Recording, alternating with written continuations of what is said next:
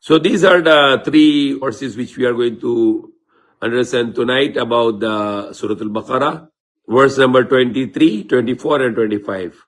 The verse number 25 is, which I did not complete it while ago in Arabic, in the original text of Quran.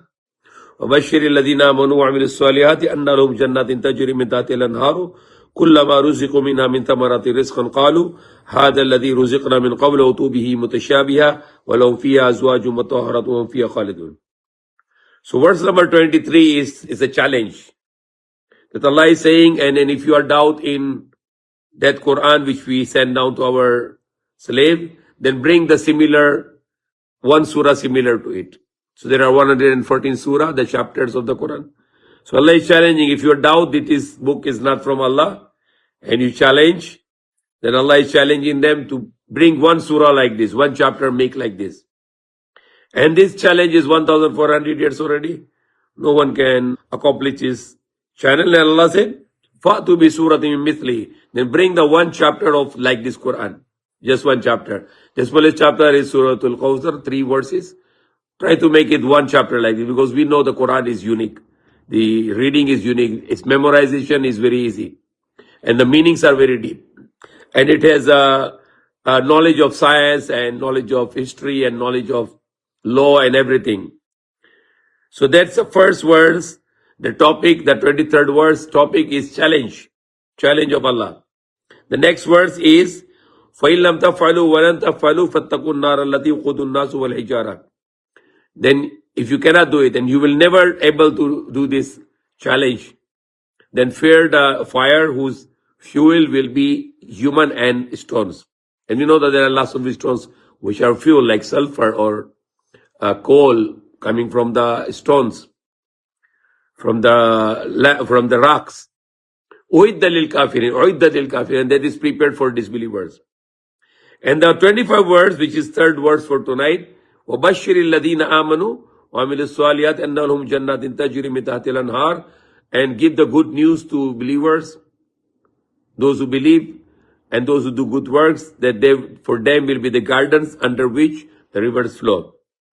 Whenever they are given the risk from this paradise, from the fruits, for their provision, they say, هَذَا الَّذِي رُزِقْنَا مِنْ قَبْلُ. We were given the similar, we were given this sustenance even before. Because in this world we have also fruits. وَتُوا بِهِ مُتَشَابِهًا, and they will be given in similarity, like apple here, apple in paradise, bananas here, bananas in paradise, oranges here, oranges in paradise. And for them will be the purified wives, and they will live therein forever. So three verses and 3 different topics. Verse number 23, challenge of Allah. Verse number 24, warning. And verse number 25 is the good news. So it's a very beautiful 3 verses, which need a lot of time to explain how the Quran is a challenge. And now we can present it to the people of the world as a challenge. The Quran is the only book for 1400 years ago. It's unchanged and unchallenged. Same.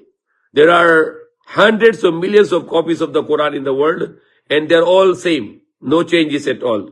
And it's keep on coming. How many generations more? It will never change. So that's a great thing. The Quran is only the book which people can memorize it.